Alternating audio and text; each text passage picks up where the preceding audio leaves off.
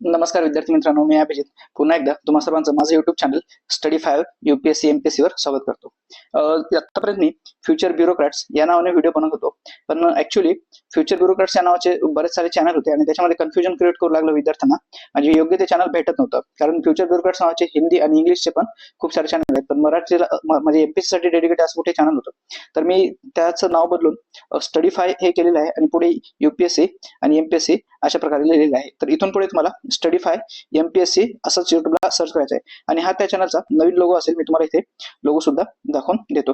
तर आजपासून आपल्या चॅनलचा हा लोगो असणार आहे मित्रांनो, स्टडी 5. तर तुम्हाला ह्या चॅनलला आता इथून पुढे लाईक करायचं आहे. ऍक्च्युली चॅनल तेच आहे, फक्त त्याचं नाव बदललं. लाईक करायचं आहे, शेअर करायचं आहे आणि सबस्क्राईब करायचं आहे. तर जुनं नाव आपलं होतं ते होतं फ्युचर ब्युरोक्रॅट्स. आता त्याचं नाव बदलून आपण केलेलं आहे स्टडी 5 MPSC UPSC आणि हा त्याचा लोगो आहे. तर तुम्हाला हा लोगो लक्षात ठेवायचा आहे. तर आपण आता ही जी सिरीज होती, या सिरीजमध्ये मी राज्यसभा पूर्व परीक्षेचा जो पेपर झाला होता त्याच्यामध्ये PYQचं रिपिटेशन कशा प्रकारे झालं ते सांगणार होतो. पण 2 पार्ट झाल्याच्या नंतर आयोगाने आन्सर की टाकली आणि त्याच्यामध्ये काही उत्तरे चेंज झाली. जवळपास 6 उत्तरे बदलली, तसेच 2 त्यांनी रद्द केली, कॅन्सल केली. त्याच्यामुळे टोटल एकंदर 8 प्रश्नांचा प्रश्न म्हणजे 8 प्रश्न प्रभावित झालेले आहेत. 2 कॅन्सल झाली, त्याच्यामुळे टोटल 6 प्रश्न प्रभावित झाली, पण विद्यार्थ्यांचे मार्क मात्र 8 प्रश्नांच्या याच्यामुळे प्रभावित झालेले आहेत. तर आतापर्यंत आपण 60 प्रश्नापर्यंत अनालिसिस म्हणजे PYQचं रिपिटेशन कशा प्रकारे थीम आहे ती चेक केलेली होती. विथ लाईव्ह प्रूफ आपण ते बघितलं होतं. तर आपण आता इथून पुढे 61व्या प्रश्नापासून पाहणार आहोत. हा 60व्या प्रश्नाचा आपण विथ इमेज त्याचं अनालिसिस केलेलं होतं आणि योग्य उत्तर आपण काढलेलं होतं, ऑप्शन क्रमांक 3. आता पुढचा प्रश्न असणार आहे, तो आहे 61वा. खालीलपैकी हार्मोन्सचा कोणता संच मासिक पाळीचे नियमन करतो? आता मासिक पाळी म्हणल्यावर हा हार्मोन फक्त आणि फक्त स्त्रियांमध्ये सिक्रेट होणारे असले पाहिजेत, पण याच्यापैकी काही हार्मोन हे पुरुष आणि स्त्री दोघांमध्ये होतात, तर काही हार्मोन हे फक्त आणि फक्त स्त्रियांमध्ये होतात. तर याचं उत्तर होतं पर्याय क्रमांक 1. आता पुरुषांमध्ये तुम्हाला माहिती आहे टेस्टोस्टेरॉन, बरोबर. टेस्टोस्टेरॉन हा हार्मोन सिक्रेट होतो. तर इथे जर बघाल तुम्ही, इथे टेस्टोस्टेरॉन दिलेला आहे, त्याच्यामुळे आपण त्याला एलिमेंट करू शकतो. सेम तसंच इथे डायहायड्रोटेस्टोस्टेरॉन म्हणजे टेस्टोस्टेरॉनचा एक प्रिकर्सर किंवा एक त्याचा एक मॉलिक्युल असतो, त्याच्यामुळे आपण पर्याय क्रमांक 2 आणि पर्याय क्रमांक 3 याला आपण ऑप्शन मधून काढू शकतो. आता पर्याय क्रमांक 1 आणि पर्याय क्रमांक 3 मध्ये पर्याय क्रमांक 2 आणि पर्याय क्रमांक 4 एलिमिनेट झाले. पर्याय क्रमांक 1 आणि पर्याय क्रमांक 2 आपल्याकडे राहिले. कॉर्टिसोल, एस्ट्रोजन, प्रोजेस्टेरॉन आणि FSH म्हणजे फॉलिकल स्टिम्युलेटिंग हार्मोन आणि LH जसं इथे लिहिलेलं आहे, LH म्हणजे ल्युटिनायझिंग हार्मोन. तर हे दोन्ही हार्मोन सिक्रेट होतात. आता उरले कोणते? इथे पण प्रोजेस्टेरॉन आहे, इस्ट्रोजन आहे, इथे पण प्रोजेस्टेरॉन, इस्ट्रोजन आणि इथे FSH दिलाय, इथे पण FSH आहे प्लस LH. हे तर हा हार्मोन लागतो, ना की कॉर्टिसॉल. कॉर्टिसॉल हा जो हार्मोन आहे तो ऍड्रिनल ग्लँड असते. ऍड्रिनल म्हणजे किडनीच्या वर एक ग्रंथी असते, त्या ग्रंथीमधून सिक्रेट होणाऱ्या ग्लँडला आपण कॉर्टिसॉल असं म्हणतो. तर त्याच्यामुळे पर्याय क्रमांक 3 सुद्धा आपला इलिमिनेट झाला. तर अशा प्रकारे आपण उत्तरे भेटलं. आता आपण म्हणू की ही थीम हार्मोन्सची रिपीटेड आहे का? कारण मी इथे लिहिलेलं आहे 2022 चा प्रश्न होता आणि तुम्ही जर तो प्रश्न बघाल तर तो कोर्टमध्ये गेस केला होता आणि तो प्रश्न होता पिट्युटरी ग्लँडवरचा. तर मला फक्त 1 सेकंद द्या, मी तुम्हाला तो प्रश्न दाखवून देतो कशा प्रकारे प्रश्न रिपीट होतात ते. तर तुम्ही पाहू शकता मित्रांनो, इथं हा तो वर प्रश्न आहे. मी याला थोडं झूम करतो जेणेकरून तुम्हाला तो प्रश्न क्लिअर दिसेल. तर हा तो प्रश्न होता पिट्युटरी ग्लँडवरचा 2022 साली विचारलेला आणि हा प्रश्न एवढा गाजला, याच्यामुळे कोर्ट केस म्हणजे कोर्टामध्ये हा प्रश्न होता आणि शेवटी एकंदर आयोगाला हा प्रश्न कॅन्सल करला. पण त्यांनी आपल्याला म्हणजे आयोग ग्रंथीतून सिक्रेट होणारे हार्मोन्स आणि दुसरे काही जे काही एन्झाइम्स वगैरे असते त्याच्यावर त्यांनी प्रश्न विचारलेला आहे. तर आपण इथे बघू शकतो, इथे त्यांनी पिट्युटरी प्रश्न विचारलेला होता. सेम तशाच असायचा प्रश्न त्यांनी इथे खाली विचारलेला. म्हणजे त्यांनी काय केले, हार्मोन्स ही थीम पकडली,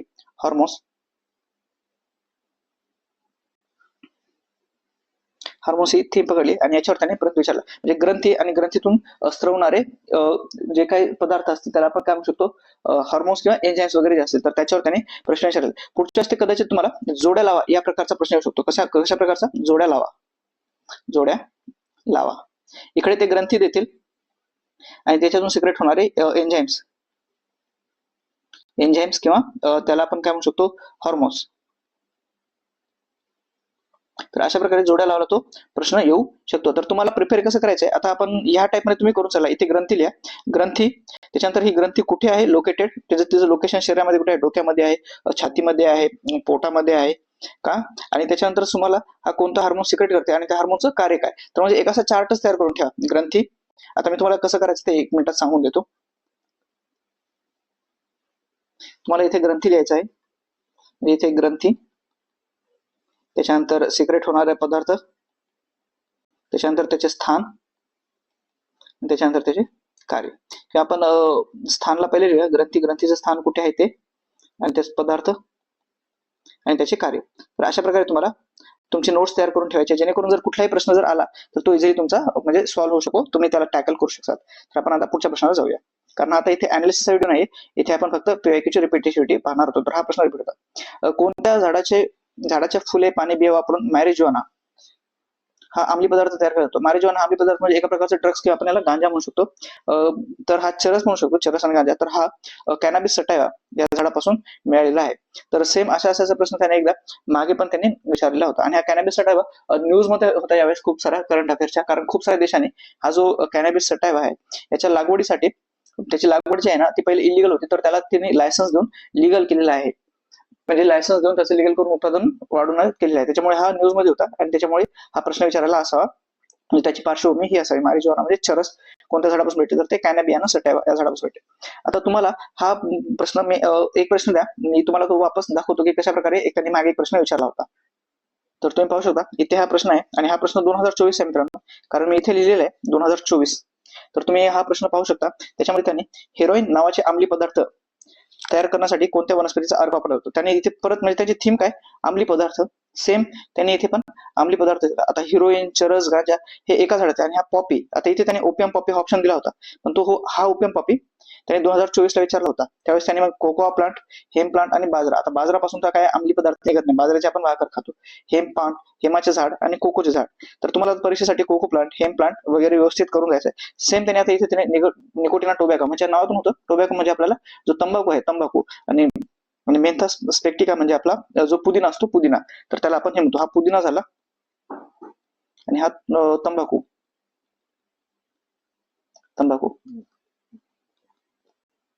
सॉरी, तर हा तंबाखू आणि कॅनॅबिस सटायमध्ये त्याच्यापासून. आता हा ओपियम पॉपी यालाच आपण खसखसचे झाड म्हणतो, खसखस, ज्याच्यापासून खसखस जो मसाल्याचा पदार्थ भेटतो. तर त्या झाडाच्या लॅटेक्स पासून, त्याच्या आर्क पासून आपल्याला अंमली पदार्थ भेटतो हेरोईन, बरोबर. तर यावेळेस कॅनॅबिस सटायवा होता, आणि पॉपी प्लांटवर त्याने ऑलरेडी प्रश्न विचारला होता, खसखसीचे झाड इथे त्याने दिलेलं सुद्धा आहे. तर सेम थीम त्याने अंमली पदार्थाला धरून रिपीट केलेली आहे. तर आपण आता पुढचा प्रश्न बघूया, 62 झाला. आणि इथे क्वेश्चन नंबर जरी बघायला तर इथे सेम क्वेश्चन नंबर 62 आहे, आणि इथे क्वेश्चन आहे हा 2024 चा होता आणि हा 2025 आहे. म्हणजे एक जस्ट सांगण्यासाठी म्हणतोय की त्यांची एक थीम आहे की 62 नंबरला, आता तो रिपीट, सॉरी 62 नंबर नाही, अंमली पदार्थ ही त्यांची थीम आहे, आता तो रिपीट 62 नंबरला झाला. हा म्हणजे कोइन्सिडन्स आहे. पुढचा प्रश्न आहे 63. मानवी जीनोम प्रकल्प 1990 चे मुख्य उद्दिष्टे काय होते, बरोबर. तर हा आपला सेट ए आहे. तर त्याच्यानुसार याचं उत्तर दिलेलं आहे फक्त अ दिले. तर पहिल्या आन्सरनुसार त्यांनी याचं उत्तर ब आणि क दिलेलं होतं, पण त्यांनी क पण त्यांनी काढून टाकलेलं आहे, आणि याचं उत्तर केलेलं आहे फक्त ऑप्शन क्रमांक 3. त्याच्यामुळे हा प्रश्नाचं उत्तर चेंज झालेलं आहे. तर हा मानव जीनोम प्रयोग 1990 मध्ये होता. त्याचे उद्दिष्ट काय होते, 20,000 ते 25,000 जनुके ओळखणे हे होतं. डीएनए मधील 5 बिलियन बेसेस पेअरचा क्रम निश्चित करणे. आता 5 बिलियन नसून ते 3 बिलियन होतं मित्रांनो, त्याच्यामुळे ब तर चुकलेलंच होतं, त्याच्यामुळे ब असलेल्यापासून हे आपण एलिमिनेट केले होते. आता आपल्याकडे अ आणि क उरलं होतं, म्हणजे अ हे बरोबर होतं. नव्याने प्राप्त जेनोमिक ज्ञानाचा संशोधन व औषधी शास्त्रात समावेश करणे. आता हे त्याचं उद्दिष्ट होते की नाही, पहिल्या आन्सरनुसार तर त्याने ऑप्शन 2 दिले होतं, पण नंतर काही ऑब्जेक्शन घेण्यात आले असतील, त्याच्यामुळे यांनी त्याचं उत्तर चेंज करून फक्त अ केलेलं आहे, ऑप्शन क्रमांक 3. पुढचा प्रश्न आहे प्रोकॅरियोटिक मधील अनुवांशिक कोड मधील एन फॉर्मिल मिथिओनिन साठी प्रारंभिक कोड कोणता. आता हा प्रश्न मी ऍक्च्युअली म्हणेल हार्ड कॅटेगरी म्हटलाय. जर हा कुठे आपलं जसं विज्ञानाचे पुस्तक असतं ना, तुम्हाला ठाऊक आहे का, किंवा कुतूहल वगैरे, डिड यू नो, अशा प्रकारचे काही जर विंडो असेल तर तिथे हा दिलेला असेल, किंवा काही एक्झाम्पल्स मध्ये हा स्पेसिफिक दिलेला असेल, तर त्या पुस्तकाचं तुमचं वाचन होणं खूप महत्वाचं आहे. तर आता ह्या प्रश्नामध्ये मी म्हणेल एकदम फॅक्च्युअल आणि हार्ड कॅटेगरीला होता त्याच्या, आणि याचं उत्तर आहे पर्याय क्रमांक 4. आता याने स्पेसिफिकली प्रोकॅरियोटिक म्हणजे जो काही प्रोकॅरियोटिक जेनेटिक म्हणजे प्रोकॅरियोट्स कोणाला म्हणतो आपण, जो काही बॅक्टेरिया असतो, जीवाणू, जे काही जीवाणू आहेत त्यांना आपण प्रोकॅरियोट्स म्हणतो, जे काही बॅक्टेरिया आहेत त्यांना प्रोकॅरियोट्स. तर तिथून हा प्रश्न विचारलेला होता. पुढचा प्रश्न हा लॉजिकवर होता, मी सांगितलं होतं क्वेश्चन नंबर 34. तिथे त्यांनी भूऔष्णिक ऊर्जा विचारला होता, म्हणजे कोणता म्हणजे पुनर्निर्माण क्षम ऊर्जा स्त्रोत आहे असं विचारलं होतं, म्हणजे जे आपण बार निर्माण करू शकतो. तर तिथे पण त्यांनी कोळसा, पेट्रोलियम आणि खनिज तेल असे ऑप्शन दिले होते. खनिज तेल नव्हतं, दुसऱ्याचा ऑप्शन होता, तर तो एलिमेंट काय असतं, फक्त भूऔष्णिक स्त्रोत हा उरलेला होता. आता इथे त्यांनी विचारलेला आहे याचा आपण अनालिसिस घेऊया. इथे त्याने विचारलेलं आहे की कोणत्या ह्याच्यात कार्बनचा वापर होत नाही, कार्बनचा वापर होत नाही. आता कार्बन लाकडामध्ये कार्बन असते, बायोगॅसचा फॉर्म्युला मिथेन CH4, इथे कार्बन आहे, कोळसा तर कार्बन पासूनच बनलेला आहे तुम्हाला माहित आहे, त्याच्यामुळे हा गेला आता लाकूड जायल्यावर आपल्याला राख भेटते, राख काय असते त्याच्यामध्ये पण कार्बन, त्याच्यामुळे अ इलिमिनेट, ब इलिमिनेट, ड इलिमिनेट, तो उरतो फक्त क कोणता भूऔष्णिक स्त्रोत, म्हणजे जमिनीच्या अंतर्गत जी काही औष्णिक ऊर्जा आहे तिला आपण भूऔष्णिक स्त्रोत असे म्हणतो, बरोबर. तर हा एकदम म्हणजे लॉजिकवरचा प्रश्न होता आणि याच एक्झाम मध्ये क्वेश्चन नंबर 64 हा सुद्धा रिपीट झालेला आहे. पुढचा प्रश्न आहे, मॅग्नेशियम क्लोराईड या संयोगाची निर्मिती होताना मॅग्नेशियम व क्लोरीनच्या अणूंमध्ये कोणता रासायनिक बंध होतो. आता तुम्हाला काही बंध आणि बंधाचे प्रकार म्हणजे बॉन्ड्स आणि बॉन्डचे टाईप, एक असतो कोव्हॅलेंट बॉन्ड, आयोनिक बॉन्ड, त्याच्यानंतर असतो कोऑर्डिनेटेड कोव्हॅलेंट बॉन्ड आणि मेटॅलिक बॉन्ड, त्याच्यानंतर hydrogen bond, water source attraction, असे खूप सारे बॉन्ड्सचे प्रकार असतात. आता कोव्हॅलेंट बॉन्ड म्हणजे काय किंवा सहजीवक, त्याचं नाव आहे सहसंयोजक. सहसंयोजक म्हणजे काय होतात, इलेक्ट्रॉन्सची इथं शेअरिंग होते, इलेक्ट्रॉन्सची काय होते, शेअर होतात, इलेक्ट्रॉन शेअर होतात म्हणजे वाटून घेतले जातात. आणि आयोनिक बॉन्ड मध्ये काय होतं, इलेक्ट्रॉनचं ट्रान्सफर होतं, म्हणजे इलेक्ट्रॉन कम्प्लिटली देऊन टाकतो, एक इलेक्ट्रॉन मी ज्याच्याकडे नाहीये त्याला दे. तर आता इथे त्याने Mg डाय पॉझिटिव्ह इथे लिहिलेलं आहे, मॅग्नेशियम क्लोराईड इथे लिहिताना मॅग्नेशियम क्लोराईड दिलं, पण त्याचा फॉर्म्युला त्याने इथे खाली इंग्लिशमध्ये दिलेला आहे, तुम्ही बघू शकता. त्याला आपण डबल एकदा हायलाइट करूया, Mg डाय पॉझिटिव्ह. आता MgCl2, आता Mg ची इथे व्हॅलेन्स मी लिहिलेली आहे, Mg चा ॲटॉमिक नंबर आहे 12, त्याच्यामुळे त्याची जे इलेक्ट्रॉनची अरेंजमेंट होईल ती 2, 8 आणि 2 होईल, कारण शेवटच्या सेलमध्ये मॅक्सिमम 8 इलेक्ट्रॉन असू शकतात, ऑक्टेट पूर्ण करायचा असतो. आणि क्लोरीन आहे 17, त्याच्यामुळे त्याचं 1, 8 आणि 7 तर टोटल करायला तर 17 होईल. तर क्लोरीनला 1 इलेक्ट्रॉन पाहिजे त्याचं ऑक्टेट पूर्ण करण्यासाठी आणि याच्याकडे 2 आहेत. आता हा 6 घेण्यापेक्षा काय करतो, 2 देणं त्याला जास्त सोपं जाते म्हणून हा 2 देतो, पण क्लोरीनला तर इथे एकच लागणार आहे, बरोबर. तर मग याच्याकडे 2 आहेत, तर मग हा करेल, हा 2 क्लोरीन ॲटमला देईल, Cl1 Cl2 आणि Mg, 1 इलेक्ट्रॉन याला देईल आणि 1 इलेक्ट्रॉन याला देईल, बरोबर. तर अशा प्रकारे MgCl2 आणि तो काय करेल, इलेक्ट्रॉन देईन म्हणतो मी, देईन म्हणजे डायरेक्ट ट्रान्सफर करून टाकेल, माझ्याकडचे इलेक्ट्रॉन तुला देईल, शेअर करत नाही तो काय करतो, डायरेक्ट ट्रान्सफर करतो, त्याच्यामुळे याचं उत्तर येणार आहे आयनिक बॉन्ड. आता आयनिक बॉन्ड ब हे इथं ऑप्शन क्रमांक 4 मध्ये आहे, बरोबर. कम्प्लीट ट्रान्सफर ऑफ इलेक्ट्रॉन मी इथे लिहिलेला आहे, तो पूर्णपणे इलेक्ट्रॉन देऊन टाकतो. आणि ब आता तुम्हाला इथे पर्याय क्रमांक 2 तुम्ही 2 गोल करून नाही, खाली इथं उत्तर दिले आहेत आणि त्याने वेगवेगळ्या कोड दिले, ड ला 1 दिले, अ ला 2 दिले, तर इथे ऑप्शन क्रमांक 4 होता आणि हे त्याचं उत्तर असणार आहे योग्य उत्तर, पर्याय क्रमांक 4.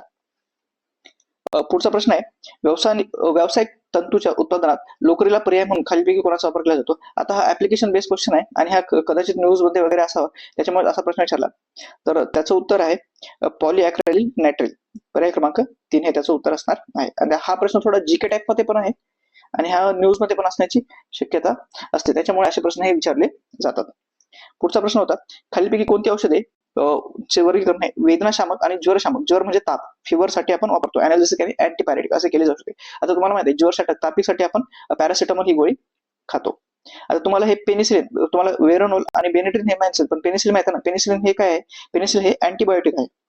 अँटीबायोटिक म्हणजे पेनिसिलिन अँटीबायोटिक म्हणजे आजारी जेव्हा पडतो आपण, जेव्हा आपल्याला विषाणूचं इन्फेक्शन होते किंवा व्हायरल इन्फेक्शन होतो, आपण तुम्हाला व्हायरल झाली, सर्दी खोकला येतोय, व्हायरल आहे किंवा जीवाणूंकडून किंवा विषाणूकडून थोडंफार आपल्याला शरीरामध्ये आजारी पण येतात, तर त्यावेळेस आपण पेनिसिलिन वगैरे देतो.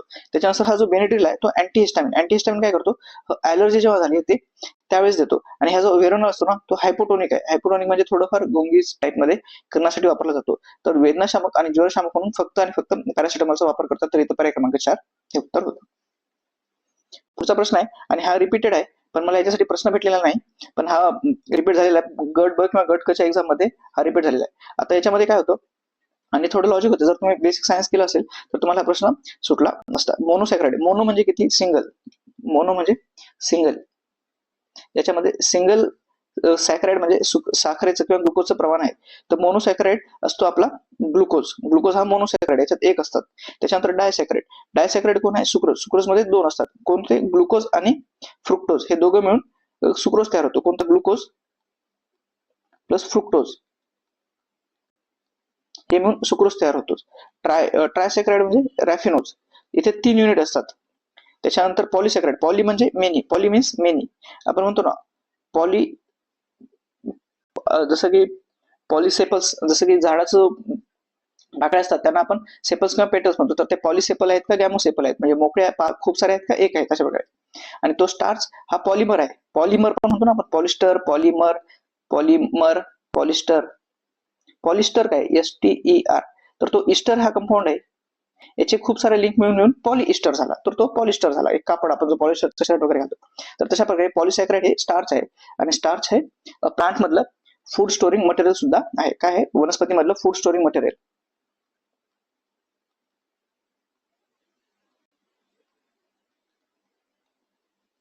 तर प्लांट म्हणजे वनस्पतीमध्ये जे फूड स्टोर होते,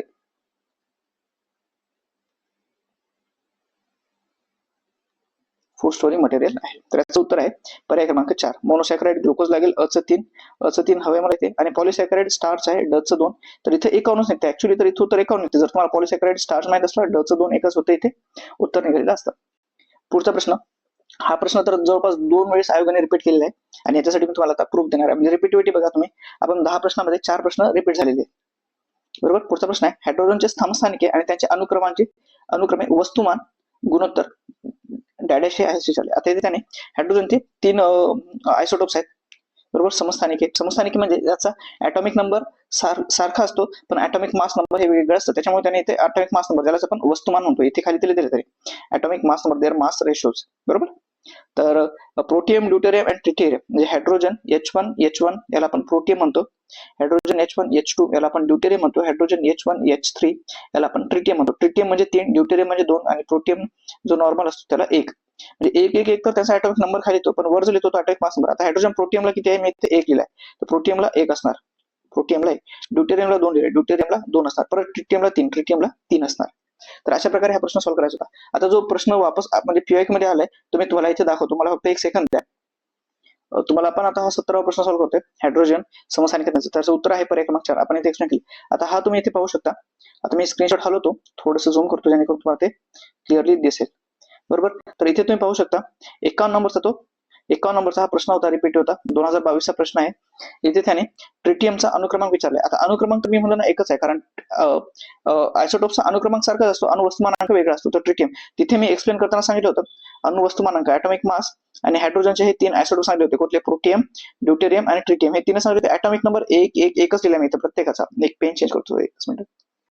ॲटॉमिक नंबर इथे 1 आहे, इथे 1 आणि 1 लिहिलंय, पण ॲटॉमिक मास नंबर 1, 2, 3 म्हणजे जशाला तसा हा प्रश्न रिपीट झालेला आहे. आणि 2024 ला त्याने ड्यूटेरियमवर विचारला होता, हेवी H2O म्हणून काय वापरतात म्हणून ड्यूटेरियम प्रश्न होता, आणि त्याच्या अगोदरचा हा प्रश्न होता.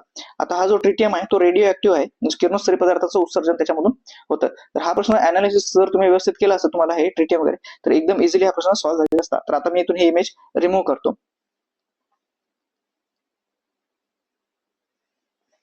तर अशा प्रकारे पीवायक्यूज आपल्याला एकदम आपले प्रश्न सॉल्व्ह करायला मदत करतात. बरोबर. पीवायक्यूचा फायदा काय? टाइम वाचवतो, टाइम सेव्ह होतो आपला. दुसरं, ऍज इट इज आपल्याला कधी कधी उत्तर भेटून जातात. म्हणजे काय होतं, याच्याने काय होतं, उत्तर बसले आपले मार्क्स वाढतात. त्याच्यानंतर अजून काय होतं, आपल्याला एक आयडिया भेटून जाते जनरलिस्टिक, की कोणत्या टॉपिकून प्रश्न येऊ शकतो, की कोणते टॉपिक हा आयोगाला बार बार वाटतो. जर त्यांनी मागच्या 4 वर्षात 2 वेळेस जर त्याच्यावर प्रश्न विचारला, म्हणजे एव्हरी अल्टरनेट इयर, तर तो प्रश्न येण्याची रिपिटिव्हिटी खूप जास्त होऊन जाते, थोडी प्रेडिक्टेबिलिटी येऊन जाते. तिथं तुम्ही थोडंफार भाकीत करू शकता, की हा याच्यावर प्रश्न येऊ शकतो बाबा, गेस म्हणू शकतो ना आपण. तर अशा प्रकारे पुढचा प्रश्न आहे, खालीपैकी कोणत्या घटना दुरुस्तीने महानगर नियोजन समितीच्या स्थापनेची तरतूद केली. आता महानगर नियोजन समितीची स्थापना ही 74वी घटना दुरुस्तीने स्थापन केली. आता तुम्हाला जर महानगर म्हणजे याच्या नावातच आहे महानगर, 73वी घटना दुरुस्ती ही रुरल म्हणजे ग्रामीण भागासाठी, ज्याच्यामध्ये आपण ग्रामीण स्थानिक स्वराज्य संस्था आणल्या होत्या, आणि 74वी मध्ये आपण अर्बन म्हणजे शहरी स्थानिक स्वराज हे, आणि इथे ग्रामीण. तर अशा प्रकारे आपण म्हणजे लॉजिक लावून सुद्धा हा प्रश्न सॉल्व्ह होऊ शकलेला असता. पुढचा हा प्रश्न आहे, घटना समिती अंतर्गत स्थापन करण्यात आलेल्या विविध समिती व तिचे अध्यक्ष यांच्या जोड्या ओळखा. तर इथे त्यांनी फक्त जोडी उलटी केलेली होती. सुकाणू समिती डॉक्टर राजेंद्र प्रसाद हे बरोबर आहे, सल्लागार समिती वल्लभभाई पटेल हे बरोबर होतं. जी केंद्रीय अधिकार समिती होती, केंद्रीय अधिकार समिती जी होती ती जवाहरलाल नेहरू यांच्या अध्यक्षतेखाली होती, व मूलभूत हक्क समिती JB कृपणाली यांच्या अध्यक्षतेखाली होती. त्याच्यामुळे त्यांनी इथे, आणि प्रश्न काय विचारलेला आहे, अयोग्य जोडी, घाई गडबडीत करून नाही, योग्य जोडी. आणि प्रश्न पण आपल्याला काळजीपूर्वक वाचायचा आहे, कारण कंबाईनचा जो पेपर झालाय त्याच्यामध्ये त्यांनी असा प्रश्न विचारलेला होता, की खालीलपैकी कोणी आयटेकचे अध्यक्षपद भूषवलेले नाही, असा शेवटपर्यंत प्रश्न होता. आणि अजून एक प्रश्न होता, की कोणी कोणी असं केलेलं आहे. तर अशा प्रकारे आपल्याला प्रश्न एकदम शेवटपर्यंत करायचा आहे. नमस्कार विद्यार्थी मित्रांनो, मी अभिजित पुन्हा एकदा तुमचं माझं युट्यूब चॅनल स्टडी वर स्वागत करतो. आपण जस्ट मी तुम्हाला जसं मागे म्हणलं होतं की माझ्या चॅनलचं नाव मी बदलून फ्युचर ब्युरोक्रॅट्स होतं, त्याचं नाव बदलून मी स्टडीफाय UPSC MPSC केले आणि हा त्याचा लोगो आहे, तुम्ही पाहू शकता. तुम्हाला या चॅनलला लाईक करायचं आहे, शेअर करायचं आहे आणि सबस्क्राईब करायचं आहे. ऍक्च्युली नाव बदलण्यामागचा हेतू हा होता की कारण त्या नावाचे खूप सारे चॅनल झाले होते आणि ते थोडंसं कन्फ्युजन क्रिएट करू लागलं विद्यार्थ्यांना. ते रीच वाढत नव्हते आणि विद्यार्थ्यांना म्हणजे शोधून पण सापडत म्हणजे कन्फ्युज करत होतं कोणतं चॅनल होतं. तर त्याच्यामुळे आपण तो नाव आणि लोगो बदलला. आतापर्यंत आपण 72 प्रश्न बघितलो. आता हा 73वा प्रश्न. पुढील प्रश्न आहे, खालीलपैकी कोणते विधाने किंवा विधाने निवडा. तर म्हणजे हा प्रश्न आहे उपराष्ट्रपती पदावर त्यांनी हा प्रश्न विचारलेला आहे. तर हा प्रश्न विचारण्यामागचं माझं सिंपल लॉजिक आहे म्हणतं की जे उपराष्ट्रपती होते धनखड सर, त्यांनी अचानक सेशनमध्ये राजीनामा दिला होता आणि महाराष्ट्राचे जे राज्यपाल होते CP राधाकृष्णन यांची निवडणूक सुद्धा झाली होती उपराष्ट्रपतीसाठी. त्याच्यामुळे दोन्ही गोष्टी एका शाळेमध्ये होत्या, राजीनामा सुद्धा दिला आणि त्यांची निवडणूक. तर यामुळे हा प्रश्न त्यांनी विचारलेला असावा. तर आता हा प्रश्न बघूया आपण. उपराष्ट्रपती ज्या दिनांकास आपले पद ग्रहण करतील त्या दिनांकापासून 5 वर्ष अधिवातापर्यंत ते पद धारण करतील. तर हे वाक्य अगदी बरोबर आहे. उपराष्ट्रपती राष्ट्रपती संबोधून आपल्या पदाचा सही लाखीत देऊ शकतात. ऍक्च्युअली हेच केलं होतं जयदीप धनखडांनी, हे की नाही. तर त्याच्यामुळे हा स्टेटमेंट ऍज इट इज बरोबर आहे. पुढचं स्टेटमेंट आहे, लोकसभेच्या त्यावेळेच्या सर्व सदस्यांच्या बहुमताने पारित झालेल्या आणि राज्यसभेने संमत केलेल्या ठरावाद्वारे उपराष्ट्रपतीस त्यांच्या पदावरून दूर करता येईल. आता हा स्टेटमेंट कसं त्यांनी फिरवले बघा. जिथं राज्यसभा पाहिजे तिथे लोकसभा दिली आणि जिथे लोकसभा पाहिजे तिथे राज्यसभा दिली, म्हणजे त्यांच्या जागा अदलाबदल केल्या. त्याच्यामुळे हे वाक्य चुकीचं ठरणार आहे. इथे राज्यसभा पाहिजे आणि इथे लोकसभा पाहिजे. त्याच्यामुळे क जर गेलं तर आपण क ला एलिमिनेट केलं, क ला एलिमिनेट केलं, अ उरतो आणि ब बरोबर असल्यामुळे अ आणि ब हे आपलं उत्तर असणार आहे. आता सेम अशाच असायचा प्रश्न त्याने गट ब ची जी एक्झाम झाली 4 तारखेला त्याच्यामध्ये विचारला. तो प्रश्न मी तुम्हाला दाखवून देतो, मला फक्त 1 मिनिट. तर तुम्ही पाहू शकता, आपण हा 73वा प्रश्न 2025च्या प्रिलिम्सचा बघितलेला होता 2025, आणि हा प्रश्न त्याने आता गट ब ची जी पूर्व परीक्षा झाली 2025 साठी त्याच्यामध्ये हा उपराष्ट्रपती पदावर शिरला. सेम ते लॉजिक तेच आहे, त्यांनी राजीनामा वगैरे दिला होता तर त्यांना प्रश्न विचारायचा होता. तर हा प्रश्न असा आहे, उपराष्ट्रपती पदाच्या पात्रतेबाबत अयोग्य विधाने ओळखा विचारलेले आणि इथे पण त्यांनी योग्य विधाने ओळखा असं दिले होतं. तो भारताचे नागरिक असा अगदी बरोबर, 45 वर्ष पूर्ण झालेले असेल. 45 वर्ष कुठे नाही मित्रांनो, 35 वर्ष पूर्ण झालेले असावे. लोकसभेचा सदस्य म्हणून निवडून येण्यास अर्थपात्र असल्याखेरीज उपराष्ट्रपती पदाच्या निवडीस पात्र असणार. इथे पण त्यांनी परत एकदा लोकसभा देऊनच फसवण्याचा प्रयत्न केलेला आहे. आता हे लोकसभा नसून अगेन राज्यसभा, कारण उपराष्ट्रपती हे राज्यसभेचे पदसिद्ध सभापती असतात, त्याच्यामुळे ते राज्यसभेचे सदस्य म्हणून निवडून येण्यास पात्र असतात. तर सेम राष्ट्रपती हे लोकसभेचे सदस्य म्हणून निवडून येण्यास पात्र असतात. कोण? राष्ट्रपतीसाठी लोकसभा आहे तर उपराष्ट्रपतीसाठी राज्यसभा आहे. तर आपण बघितलं कसे त्यांनी थीम कंटिन्यू केलेली आहे. गट ब ला राज्यसभेची थीम काढली, राष्ट्रपती उपराष्ट्रपती हा टॉपिक पकडला, सेम त्याच्यावर प्रश्न विचारला. आता ही जी 45 वर्ष पूर्ण झालेली असावी वयाची, तर हे 45 वर्ष मित्रांनो लोकपालसाठी आहे. म्हणजे लोकपालने कमीत कमी वयाची 45 वर्ष पूर्ण केलेली असतील तरच त्यांची लोकपाल या पदावर नियुक्ती होऊ शकते. म्हणजे इतर काय पात्रता आहे त्यासोबतच वयाची अट आहे, ती आहे 45 वर्ष. तर सेम अशा प्रकारे हे प्रश्न रिपीट होतो. थोडंसं झूम करतो तुम्हाला म्हणजे व्यवस्थित दिसावं. तर अशा प्रकारे प्रश्न म्हणजे त्यांची सिरीज कंटिन्यू होते. आता अगेन गट मध्ये जर उपराष्ट्रपतीवर प्रश्न बघायला भेटला तर नवल वाटायला नको, कारण उपराष्ट्रपती मागच्या वर्षीची खूप डिस्कस टॉपिक होता. न्यूजपेपरमध्ये खूप सारे आर्टिकल आले होते. ऑन सेशन राजीनामा दिला, उपराष्ट्रपती बाबत निवड, आतापर्यंतचे उपराष्ट्रपती त्यांचा सिक्वेन्स आहे की नाही, कोण सर्वात जास्त काळ उपराष्ट्रपती, 2 वेळेस उपराष्ट्रपती राहणारी व्यक्ती कोण होती. तर उपराष्ट्रपती बाबत तुम्हाला सगळं काही करून जायचं होतं. तर गटकच्या एक्झामसाठी सुद्धा तुम्ही त्या प्रकारे तयारी करा. तर आता 73वा प्रश्न. पुढचा प्रश्न आहे, अँग्लो इंडियन समुदायासाठी तरतुदी खालीपैकी योग्य विधान होता. आता जे हे अँग्लो इंडियन कोणाला म्हणतात? इंडियन फिमेल आणि नॉन इंडियन मेल यांच्यामधून जे काही भारतामध्ये राहिले आणि जे काही इंग्रज त्यांचे जे काही वंशज राहिले त्यांना आपण अँग्लो इंडियन म्हणतोय सोप्या भाषेत समजा.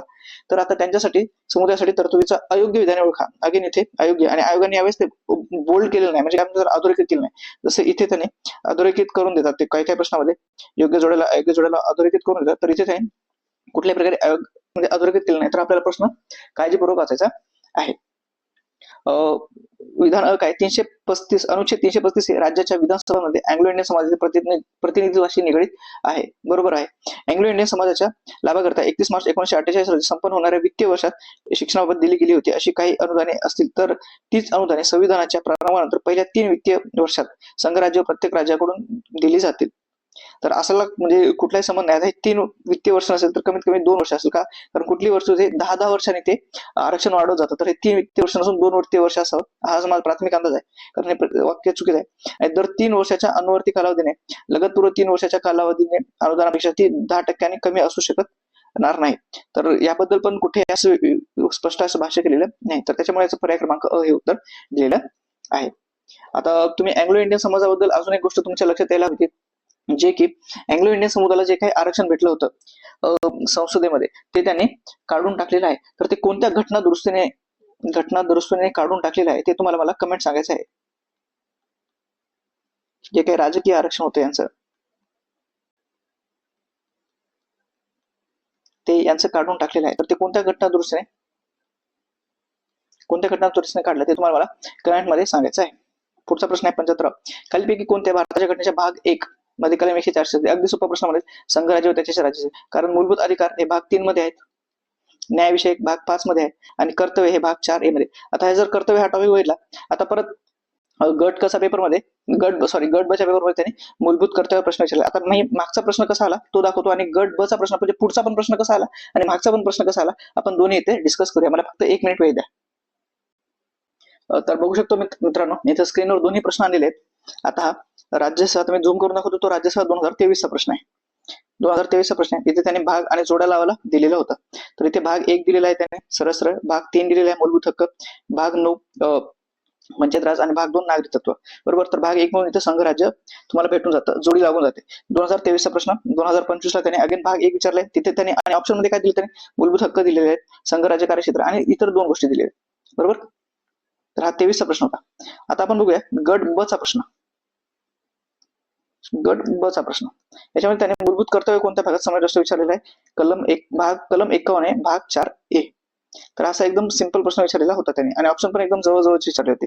भाग कलम 46, भाग 3B तर असं काही एक्झिस्टच नाही. भाग 4C, भाग 3A असं काहीच नाही, फक्त भाग 4A आहे. त्याच्यामुळे ते उत्तर होतं, अगदी सोपा प्रश्न होता. तर अशा प्रकारे म्हणजे त्यांनी केले. आता हाच प्रश्न आपण इथून पण म्हणजे सॉल्व्ह होतो जेव्हा तुम्ही पीवायक्यू सायन्स केलं. कारण तुम्ही फक्त आता तुम्ही असं म्हणू शकत ना, मी फक्त गट बचा प्रिपेअर जर तुम्ही फक्त गट बचेच बघेल, गट कचेच बघेल, नाही. तुम्हाला राज्यसभेचा पेपर सेट करण्याची मानसिकता ओळखायची, कारण पेपर सेट करणारी टीम ही एकच आहे. फक्त परीक्षेच्या नुसार त्यांचा थोडाफार दर्जा ते कमी जास्त करत असतात, फक्त एवढाच फरक. पण पेपर सेट करणारा व्यक्ती हा एकच गट असेल किंवा एकच व्यक्ती असेल ती, तर त्याचा माइंडसेट तोच आहे. अगेन त्यांनी हे विचारलं होतं भाग 1 ते 4 काही संबंधित आहे, तर संघराज्य आणि इथं फक्त 3 मध्ये दिले. तर आपल्याला हे सुद्धा बघायचं, डायगड तिथं 1 नंबर गोल करून यायचं, बरोबर. तर सिंपल आपल्या हक्काचे मार्क आपल्याला वाया नाही घालवायचे. तर म्हणजे त्यांनी सेम भागवर 3 प्रश्न म्हणजे कंटिन्युटी मध्ये विचारले आहेत. तर अशा प्रकारे पीवायक्यू अनालिसिस आपल्याला मदत करते. जर तुम्ही इथं भाग बघितले असता आणि इथून जाताना तुमचं प्रिपरेशन झालं असतं, आता मी तुम्हाला होमवर्क काय देईल, तुमचं होमवर्क काय असेल, ऍटलिस्ट सगळे भाग बघून जा एकदा घटनेतले. भाग 1 पासून ते भाग जेवढे काय असतील 22 ते 25 पर्यंतचे, तर ते तुम्हाला सर्व काही बघायचे आहेत आणि त्याच्या मेन तरतुदी काय आहेत, म्हणजे हा कशाशी निगडीत आहे, हा कशाशी संबंधित एवढं बघायचं आहे. आणि कमीत कमी तुम्हाला कलम आर्टिकल 51A, बरोबर, जे की मूलभूत कर्तव्य आहेत, इथपर्यंत तुम्हाला पाठच असायला हवीत. मी म्हणतो पाठ का, कारण जर तुम्ही गट बचा पेपर घेतला तर त्याने कलम 8 काय आहे असं सरळ विचारलेलं आहे. कलम 8 सरळ विचारले आणि गट बच्या पेपरमध्ये कमीत कमी त्याने कलमावर 6 प्रश्न विचारलेले आहेत. 6 म्हणजे फक्त कलम पाठ असतील तर तुमचे 6 प्रश्न सुटले असतील मित्रांनो. विचार करा, इमॅजिन 6 प्रश्न. जर गट ब ही 1 तासाची परीक्षा आहे, तिथे तुम्हाला 100 प्रश्न 60 मिनिटात सोडवायचे आणि ते जर फक्त 6 प्रश्न जर कलमावर विचारत असतील, तर पेपर सेट करणार आपल्या मानसिकतेसोबत कशा प्रकारे खेळतो हे तुम्हाला इथून लक्षात येतं. तर आपण आता पुढचा प्रश्न बघूया. हा प्रश्न सुद्धा आपण रिपीटच आहे असं म्हणू शकतो, म्हणजे रिपीट नाही, पण हा प्रश्न आपल्याला अनालिसिस केला असता तर इझिली सॉल्व्ह झाला असता. हा प्रश्न काय, भारताच्या राज्यघटनेतील कलम अनुच्छेद 371 व त्याच्या उप अनुच्छेदानुसार विशेष दर्जा नसलेली राज्य ओळखा. नसलेली राज्य. आता हा 371 आणि याच्यामध्ये टोटल 12 राज्य आहेत. हे आहे भाग 21 आणि राज्य आहेत त्याच्यात 12, म्हणजे उलट करायचे. भाग 21 मध्ये 12 राज्य. आता मी तो मागचा पीवायक्यू दाखवतो तुम्हाला, मला फक्त 1 मिनिट होईल. तर आता ही इमेज मी तुम्हाला इथे दाखवतो. एकच मिनिटला झूम करून आपण वर शिफ्ट करूया, जेणेकरून आपल्याला क्लिअर पाहता येईल. तर हा आता प्रश्न आहे, इंग्लिश मध्ये आपण सांगून टाकू, झूम करतो. हा तो प्रश्न होता. आता हा प्रश्न आहे, जास्त नाही, 2-3 2022 चा प्रश्न इथे लिहिले मी. 2022चा प्रश्न आहे तो. तर तुम्ही बघू शकता खालील विधाने विचारात घेऊन योग्य पर्याय नाही. राज्यघटनेतील अनुच्छेद 371 ए म्हणजे 371 आणि त्याचे उपअनुच्छेद याच्याविषयी विचारतोय प्रश्न. त्यासाठी नागालँड खास करून दिले. 371 मध्ये नागालँड आहे, म्हणजे इथून तुम्हाला नागालँड भेटला असता. इथे पण नागालँड, म्हणजे हे दोन ऑप्शन तर तुम्ही इझिली एलिमिनेट केले असते की हे नसणार. आता मणिपूर, सिक्कीम, त्रिपुरा आणि झारखंड, याच्यासाठी तुम्हाला ह्या जो अनुच्छेद 371 आणि त्याचे जे उपअनुच्छेद आहेत ते अभ्यास करणं गरजेचं होतं. याच्यासाठी विशेष तरतूद आहे, बरोबर आहे. नागांच्या धार्मिक आणि सामाजिक याच्यावर करणार नागरिक लागू करता येणार नाही, बरोबर आहे. कारण त्यांना विधानसभेची मान्यता घ्यावी लागते. संसदेचा कुठल्या कायदा लागू करण्याच्या अगोदर त्याच्यानंतरच लागू असतो. त्याच्यानंतर म्हणले ट्युनिस सांगा नागालँड सर्वाधिक विकसित. आता ट्रॅप स्टेट मध्ये होते, मी लिहिलेलं आहे ट्रॅप स्टेट विकसित नाही तर मागास आहे, आणि हे मागे लिहिलेलं आहे. आणि इथं पण मी हे लिहिलेलं होतं दाखवतात, म्हणजे अनालिसिस करताना भाग 21 आहे अशा प्रकारे लिहितात रोमन डिजिट मध्ये. तर भाग 21 मध्ये एकूण 12 राज्य, भाग 21 मध्ये 12 राज्य, जे की मी तुम्हाला 2 मिनिटाखाली सांगितलेलं होतं. आता 371 पासून ते सुरू होते, तर ती लाईन जाऊन थांबते जे वर. 371 मध्ये 2 राष्ट्र आहेत, एक आपलं महाराष्ट्र आणि दुसरा गुजरात, बरोबर. एक महाराष्ट्र आणि गुजरात. त्याच्यानंतर A B C D E F G H I J अशी 10 राज्य, म्हणजे टोटल 12 राज्य. ए मध्ये आहे नागालँड, जे की इथे यांनी ऑलरेडी दिलेलं होतं. ए मध्ये नागालँड, बी मध्ये आहे आसाम, सी मध्ये आहे मणिपूर, डी आणि ई मध्ये आंध्र प्रदेश आणि तेलंगणा. त्याच्यानंतर एफ मध्ये आहे सिक्कीम, जी मध्ये आहे मिझोराम, एच मध्ये आहे अरुणाचल प्रदेश, आय मध्ये आहे गोवा आणि जे मध्ये आहे कर्नाटक. आता ही 10 राज्य बघितली. आता इथे तुम्ही ही 10 राज्य बघितली मित्र, तुम्हाला कुठेही त्रिपुरा आणि झारखंड दिसते का? मणिपूर आणि सिक्कीम आहे, येस, इथे आहे मणिपूर आणि इथे आहे सिक्कीम. पण तुम्हाला कुठे त्रिपुरा आणि झारखंड दिसते का? नाही. जर तुम्ही असं PYQ 22चा अनालिसिस केला असता आणि तुमच्या याच्यात म्हणजे हा घटक तुम्ही जर एकदा डोळ्याखालून घातला असता, म्हणजे रिव्हिजनसाठी पेपरच्या अगोदर आपण जे रॅपिड रिव्हिजन म्हणतो, तुम्ही 1 डे रिव्हिजन बॅच करता, म्हणजे जाता 1 डे रिव्हिजन बॅच करता, सकाळपासून संध्याकाळपर्यंत बसता, तर तो काय करू घालतो, ऍक्च्युली तुमच्याकडून हेच करू घालतो, पण अगदी परीक्षेच्या तोंडावर करू घालतो. त्याच्यामुळे काय होतं माहिती का, तुमचा गोंधळ उडून जातो. सकाळपासून संध्याकाळ पडतो आणि जेव्हा आपण क्लासच्या बाहेर निघायला जातो तेव्हा हे नाही कळत की सुरुवात कुठून झाली होती आणि शेवट कुठं झाला, आहे की नाही.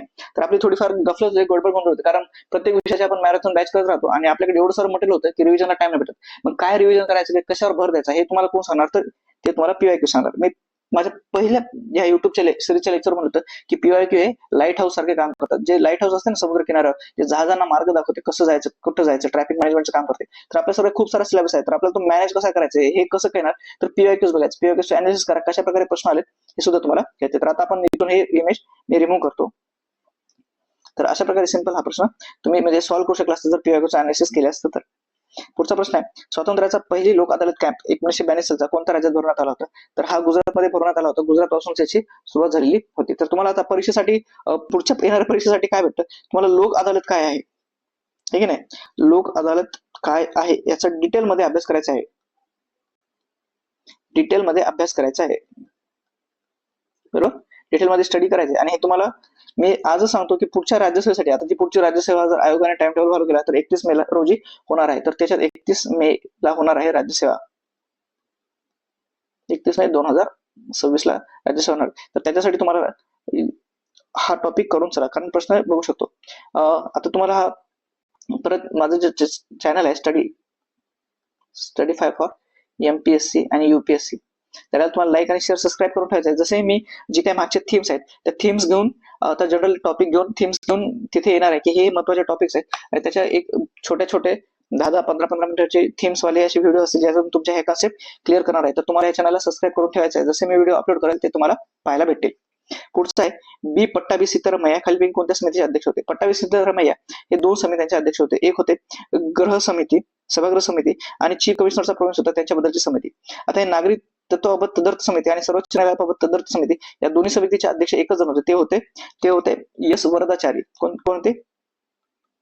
एस वरदाचारी. एस वरदाचारी नाव थोडं म्हणजे लिहिण्यास चूक म्हणजे गडबड होऊ शकते. एस वरदा आचार्य किंवा एस वरदाचारी हे दोन्ही याबाबतचे होते. तर तुम्हाला मला अजून एक कमेंट मध्ये सांगायची आहे. नलिनी रंजन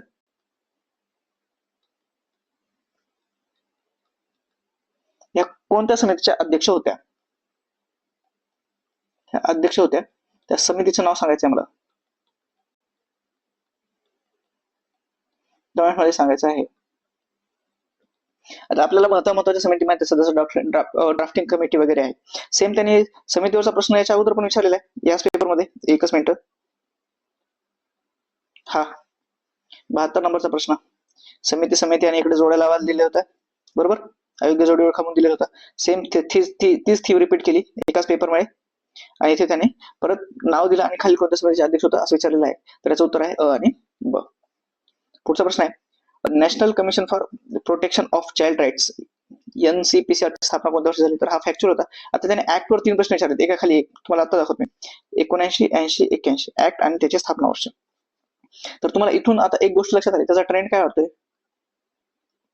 तो आता ऍक्ट विचारतोय, त्यांचे इयर विचारतोय, वर्ष विचारतोय, आणि वर्ष पण असेच नाही, स्थापना वर्ष, तो कायदा कोणत्या वर्षात आला, कधी आहे तो आयोग स्थापन झाला, हे की नाही. म्हणजे कायदा थोडा मागचा होऊ शकतो पण त्याची स्थापना नंतर होऊ शकते. जसं की हा कायदा 91 आहे, पण स्थापना 92 ला झाली. आयोगाने पहिल्या अंशनुसार हे उत्तर दिलं होतं, नंतर त्याने ते बदलून आता योग्य उत्तर दिलेलं आहे. पर्याय क्रमांक 3 हे उत्तर दिलेलं आहे. त्याच्यानंतर लैंगिक अत्याचारापासून बालकांचे संरक्षण करण्यासाठी protection of child from sexual abuse, त्याला पोक्सो म्हणतो, पण पोक्सो कायदा हा 1912 चा होता. तर सिंपल असे प्रश्न होते. तर मी तुम्हाला परीक्षेसाठी जाताना मागच्या अनालिसिस मध्ये सांगितलं होतं की 2000, त्याच्यानंतर 2005, 2010, 2020 असे ज्यांना 5, 10, 15, 20, 50, 100 वर्ष पूर्ण झालेत असे काही महत्वाचे कायदे करून चला त्याच्यावर प्रश्न विचारलेले जातात. तर काही काही गोष्टी महत्वाच्या असतात, कारण हा कायदा होता 2005 चा, पण याची जी स्थापना आहे ना, कायदा आहे 2005 चा, पण स्थापना झाली 2007 ला. मोस्ट ऑफ द जणांनी हे उत्तर केलेलं आहे, पण उत्तर आहे आयोगाने दिलेलं पर्याय क्रमांक 3. तर म्हणजे प्रश्न कसा आहे तो, म्हणजे कारण स्थापना 5 होतं ना, म्हणजे 2 मिनिटं खाली म्हणलं 2005 चा, तर 2005 चा होतं काय कायदा, पण स्थापना झाली 2007 ला. त्याच्यामुळे बऱ्याच जणांचे इथं गडबड गोंधळ उडाले असणार. तर हे 3 प्रश्न आपण एकामागे एक बघितले. राष्ट्रीय महिला आयोगाची स्थापना विचारली, अगेन त्यांनी स्थापना विचारली, इथे पण ते स्थापना विचारतात. म्हणजे कायदा एका वर्षाचा असू शकतो, पण त्याची स्थापना ही मात्र पुढच्या किंवा त्याच्या पुढच्या वर्षात होऊ शकते. तर तुम्हाला इथून काही महत्वाचे कायदे करून द्यायचे आहेत परीक्षेसाठी. पुढचा प्रश्न आहे, अगेन हा प्रश्न मी तर म्हणेल ऍज इट इज रिपीट झाला. तो प्रश्न मी दाखवतो आणि मग आपण या प्रश्नाला अनालिसिस करूया. एकच मला फक्त 1 मिनिट वेळ द्या. तुमच्या स्क्रीनवर हा तुम्ही प्रश्न पाहू शकता. आता थोडा मोठा करतो याला. आणि हा प्रश्न कधीच आहे 2024 मित्रांनो. काय विचारलंय त्याने, राष्ट्रध्वज, राष्ट्रगीत, राष्ट्रगान. इथे काय दिले त्याने, राष्ट्रगीत, राष्ट्रध्वज, राष्ट्रीय चिन्ह आणि दिग्दर्शक, म्हणजे as it is days repeat झालेले आहे. आता 24 जानेवारी 1950 रोजी संविधान सभेने काय केले, तर त्या दिवशी त्याने 3 कार्य केले. 3 कार्य कोणते, एक राष्ट्रध्वज स्वीकारला, नॅशनल सॉन्ग, 24 जानेवारी हा 3 काम केले. नॅशनल सॉन्ग घेतलं, त्याच्यानंतर नॅशनल अँथम राष्ट्रगान घेतला, आणि डॉक्टर राजेंद्र प्रसाद होते ना, डॉक्टर राजेंद्र प्रसाद यांना फर्स्ट प्रेसिडेंट म्हणून घोषित केलं. पहिले प्रेसिडेंट म्हणजे राष्ट्रपती म्हणून त्यांना इलेक्ट केलं. तर आता तुम्ही बघता याच्यातलं काय नाहीये, तर याच्यामध्ये राष्ट्रध्वजाचा स्वीकार नाही. तर मग राष्ट्रध्वज कधी स्वीकारला, राष्ट्रध्वज स्वीकारला आपण 1947 मध्ये. कधी स्वीकारला, 1947 मध्ये आपण राष्ट्रध्वज स्वीकारलेला आहे. जुलै 1947 ची तारीख आहे ती, तर तिथे आपण राष्ट्रध्वज स्वीकारलेला आहे. तर तुम्ही अ इलिमिनेट केला, इथे अ आहे, इथे अ आहे, आणि ऑप्शन क्रमांक ब मध्ये पण आहे. तर म्हणजे हा गेला, माझं उत्तर मला खालची 3 वाचायची गरज पण पडत नाही, बरोबर. आणि इथे जर बघता तुम्ही वरचा प्रश्न, तर इथे मी राष्ट्रगान कधी घेतलं, काय घेतलं, राष्ट्रगान, राष्ट्रगीत कशा प्रकारे केलं, त्याच्यामध्ये नॅशनल सॉन्ग, राष्ट्रगान. मार्च 1957 ला काय झालं, तर राष्ट्रीय दिनदर्शिका घेतलेली. 26 जानेवारी 1950 ला आपण राष्ट्रीय चिन्हाचा स्वीकार केला. सोबतच 26 जानेवारी 1950 ला आपण रिपब्लिक झालो, प्रजासत्ताक झालो, हे की नाही. म्हणजे घटनेचा अंमल सुरू झाला. घटना स्वीकारली आपण 26 नोव्हेंबर 1949 ला, बरोबर. घटनेचा स्वीकृती आहे 26 नोव्हेंबर 1949 ला, आणि घटना लागू कधी झाली, म्हणजे घटना कधी अंमलात आली, तर 26 जानेवारी 1950 ला. म्हणून आपण 26 जानेवारी हा दिवस प्रजासत्ताक दिन म्हणून साजरा करतो, बरोबर. तर हे होतं. आता मी तुम्हाला काय करतो, मी हे सगळ्या तारखा गोळ करता मी स्वतः एक चार्ट तयार केला. तो चार्ट तुम्हाला मी इथं दाखवतो, मला फक्त 1 मिनिट वेळ द्या. तर बघू शकता मित्रांनो, हा चार्ट मी स्वतः तयार केलेला आहे, आणि तो चार्ट मी 2 दिवसापूर्वी तयार केला होता. तर तुम्हाला इथे तो आता दिसत असेल. तर इथे बघू शकता तुम्ही कशा प्रकारे, एकच मिनिट, सॉरी, इथे दिले मी युनोला मेंबरशिप कधी भेटली, इलेक्शन टू कॉन्स्टिट्यूएंट असेंब्ली म्हणजे घटना समितीसाठी निवडणुका कधी झाल्या, त्याच्यानंतर घटना समितीची पहिली बैठक कधी भरली, इलेक्शन, त्याच्यानंतर पहिली बैठक कधी झाली, 9 नोव्हेंबर 1946 ला डॉक्टर सच्चिदानंद सिन्हा यांना अध्यक्ष केले. त्याच्यानंतर सेकंड मीटिंग झाली 11 नोव्हेंबरला, त्याची डॉक्टर राजेंद्र प्रसाद निवडले. त्याच्यानंतर ऑब्जेक्टिव्ह रिझोल्युशन कधी पास झाला, 13 डिसेंबर 1946 ला, आणि ऑब्जेक्टिव्ह रिझोल्युशन पास कधी झाला, 26 जानेवारी 1947 ला पास झाला, मांडला इथे, पास इथे झाला. त्याच्यानंतर 6 राज्य यांनी कॉन्स्टिट्यूशन असेंब्ली स्वातंत्र्याच्या पहिलेच केले होते. ती 6 राज्य कोणती? बीजेपी ब्रू ही एक ट्रिक होती. बीजेपी ब्रू एक ट्रिक आहे. आता ती क्लिअर दिसते इथे. बीजेपी ब्रू हे ट्रिक आहे. बीजेपी म्हणजे बिकानेर, जयपूर, पटियाला आणि ब्रू म्हणजे ब्रू कॉफी.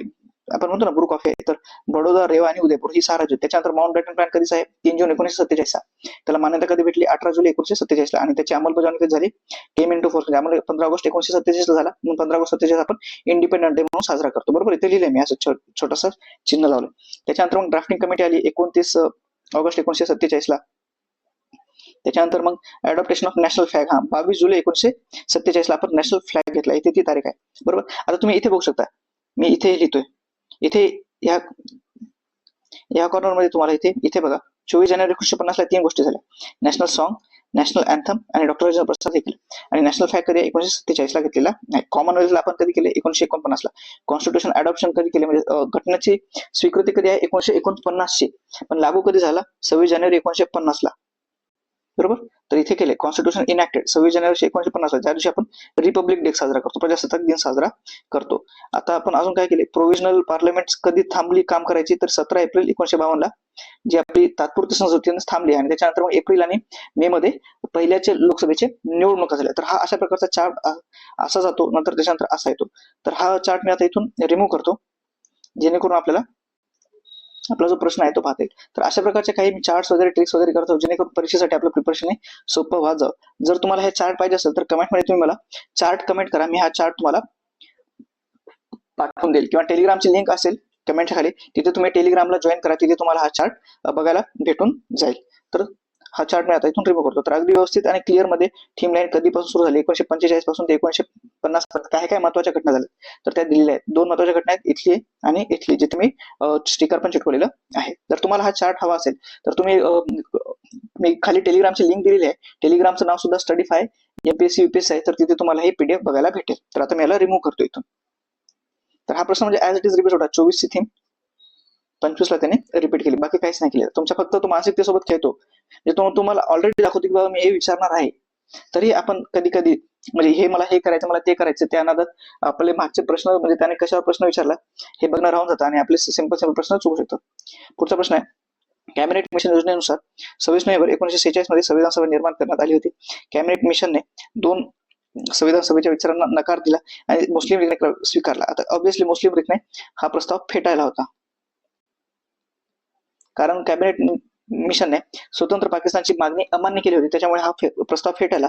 जर क ला आपण इलिमिनेट केलं तर क इथे आहे, क इथे आहे आणि अ ब क म्हणजे सर्व मध्ये अ असणार, ब असणार आणि क पण असणार. तर हे सुद्धा इलिमिनेट झालं, तर आपलं पर्याय उत्तर 1 येणार होतं. पुढचा प्रश्न आहे, आधुनिक संविधानवाद या संकल्पनेची सुरुवात केली. आता आधुनिक संविधानवाद याचं उत्तर आहे अमेरिका, आणि हे बरोबर आहे. तर आता इंग्लंडचा जो संविधानवाद नाही, म्हणजे इंग्लंडमध्ये जो संविधानिक आहे ती खूप जुनी आहे, 1213 मॅग्ना कार्टा. मॅग्ना कार्टा म्हणजे ज्याला आपण मानवी हक्काची सनद म्हणतो, तिथपासून सुरू आहे. तर तो आधुनिक कसा असणार? आधुनिक म्हणजे जस्ट जो 100, 150, 200 वर्षापूर्वी झालेला आहे. आता याच्यात म्हणजे जो 1200च्या तुलनेत 200-300 वर्ष हा तुलनेने आधुनिकच मानावा लागेल. त्याच्यामुळे याचं उत्तर आहे पर्याय क्रमांक 1. आता इथून जवळपास करंट अफेअर्सचे प्रश्न सुरू होतात असं म्हणायला हरकत नाही, कारण 85 प्रश्न आहे.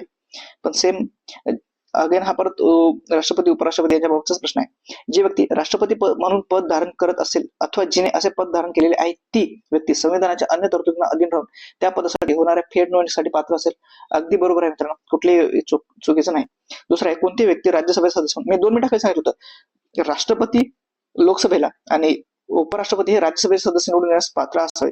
तर त्याने बघा इथल्या इथेच आपल्या मानसिकतेसोबत घेतात, म्हणून याचं पर्याय उत्तर 1 आहे. 2 मिनिटाखाली मी सांगितलेलं होतं. आणि हा फॉरेस्ट मेन्स 2022 ला ऍज इट इज प्रश्न आलेला होता. आता मी तिथे खास लिहिलेला आहे, म्हणजे मागे बघितलं तो प्रश्न माझ्याकडे अवेलेबल नाही, मला तो म्हणजे इमेजच्या स्वरूपात असा बघायला भेटला होता, मी इथं प्रोड्यूस नाही करू शकलो, त्याच्याबद्दल सॉरी. पण एमपीएससी फॉरेस्ट मेन्स 5 ऑक्टोबर 2022 ला जी झाली होती तिथं हा प्रश्न ऍज इट इज झालेला होता. पुढचा प्रश्न आहे, खालीपैकी कोणती विधाने बरोबर आहेत? आता हा करंट अफेअर्सचा सेक्शन आहे मित्रांनो, इथून करंट अफेअर्स सुरू होते. आता मी इथं लॉजिक देईल तुम्हाला की हा प्रश्न विचारमागचं लॉजिक काय होतं, किंवा करंटमध्ये खूप साऱ्या गोष्टी असतात, पण परीक्षेला कोणत्या कुठल्या म्हणजे घटकातून प्रश्न येतात हे सुद्धा आपल्याला करंट अफेअर्सचा सेक्शन सांगतो. आता जे काही राष्ट्रीय पुरस्कार आहेत, आता राष्ट्रीय जल पुरस्कार आपल्यासाठी महत्वाची थीम काय आहे? राष्ट्रीय पुरस्कार. राष्ट्रीय पुरस्कार, मग राष्ट्रीय पुरस्कार कोणत्या क्षेत्रात दिले जातो? मग जे फिल्म पुरस्कार असतो, चित्रपट सृष्टीत असतो, जल पुरस्कार असतो, क्रीडा क्षेत्राचे असतो, किंवा इतर कुठल्याही क्षेत्रातले असतो ते. तर राष्ट्रीय पुरस्कार आपल्यासाठी इम्पॉर्टन्स आहेत, कारण ते सरकारचे अधिकृत पुरस्कार असतात, त्याच्यामुळे ते महत्वाचे असतात. आता हा राष्ट्रीय पुरस्कार प्रश्न विचारला होता. पहिल्या आन्सर की त्याचे अ ब ब बरोबर हे उत्तर दिलं होतं. इथे मी लिहिले फर्स्ट आन्सर की अ ब बरोबर, पण दुसरा आन्सर की त्याने उत्तर हे करून अ ब आणि क चूक, तीनही चूक असं केलेलं आहे. बरोबर. पुढचा प्रश्न आहे, हा प्रश्न त्यांनी कॅन्सल केला आहे मित्रांनो. याचं उत्तर ब निघत होतं, पण आयोगाने आता दुसऱ्या आन्सरनुसार हा प्रश्न कॅन्सल केला आहे. तर म्हणजे दरवर्षी एक ना एक इंडेक्स निर्देशांक विचारतात. 2024 विचारलेला आहे त्याने लेटेस्ट मध्ये, आणि याच एक्झामला त्याने 2020 ची आपली सस्टेनेबल डेव्हलपमेंट मध्ये रँक विचारली होती. 117 त्याचं उत्तर होतं पर्याय मागे, जो आलेला आहे मागेच प्रश्न. तर त्याचा आपण पहिल्या पार्ट मध्ये सांगितलेला आहे, तो कशा प्रकारे प्रश्न सॉल्व्ह करायचा होता. डी गुकेश हे देशातील सर्वात उत्कृष्ट बुद्धिबळपटूपैकी एक आहे. त्याची कामगिरी अशी आहे, त्यांनी काय काय केलं आहे. तर याचं उत्तर अ आणि क हे बरोबर होतं हे स्टेटमेंट. कारण डी गुकेश खूप न्यूज मध्ये होते 2025 म्हणजे जवळपास वर्षभर हे जो पर्सन आहे तो खूप न्यूज मध्ये होता. त्यांनी ग्रँड म्हणजे चेसचं जे ग्रँड स्लॅम होतं ते पण जिंकलेलं होतं कार्लसनला हरून. तर त्याच्यामुळे हा व्यक्ती खूप महत्वाचा होता. तर तुम्हाला असे जे काही क्रीडा क्षेत्रातले, मी 2 मिनिटं सांगितले, क्रीडा क्षेत्रातले महत्वाचे पुरस्कार वगैरे किंवा क्रीडा क्षेत्रात घडणारी महत्वाची बाब दरवर्षी प्रश्न असतोच. पुढचा प्रश्न आहे, योग्य विधाने ओळखा. भारतामध्ये 22 जानेवारी हा राष्ट्रीय बालिका दिन साजरा केला जातो. ऍक्च्युअली त्याने एकदम जवळची डेट देतात, 22 नाही तर ती 24 जानेवारी हा दिवस राष्ट्रीय बालिका दिन साजरा केला. तर आपण 3 जानेवारी आपण सावित्रीबाई फुलेंचा कोणता दिन म्हणून साजरा केला ते तुम्हाला मला सांगायचं आहे. 3 जानेवारी सावित्रीबाई फुले यांचा जन्मदिन होता. तर तो दिवस आपण काय म्हणून साजरा करतो ते तुम्ही मला कमेंट मध्ये सांगा. राष्ट्रीय बालिका दिन हा 2008 पासून बालिकेच्या अधिकार जागृतीसाठी साजरा केला जातो. बरोबर आहे. आणि बेटी बढाओ बेटी पढाओ योजना ही 2015 मध्ये सुरू झाली. ऍक्च्युअली बरोबर आहे. आता 10 वर्ष झाली. मी तुम्हाला 2 मिनिटाखाली सांगितलं होतं. 5, 10, 15, 20 वर्ष असं काही स्कीम लागू होतात, तर त्या स्कीमवर त्यांनी 100% प्रश्न विचारलेले आहेत. आणि याच पेपरमध्ये जवळपास 4 ते 5 प्रश्न आलेले आहेत. जसं की ICDS वाला प्रश्न होता, ICDS. त्याच्यानंतर 20 कलमी कार्यक्रम,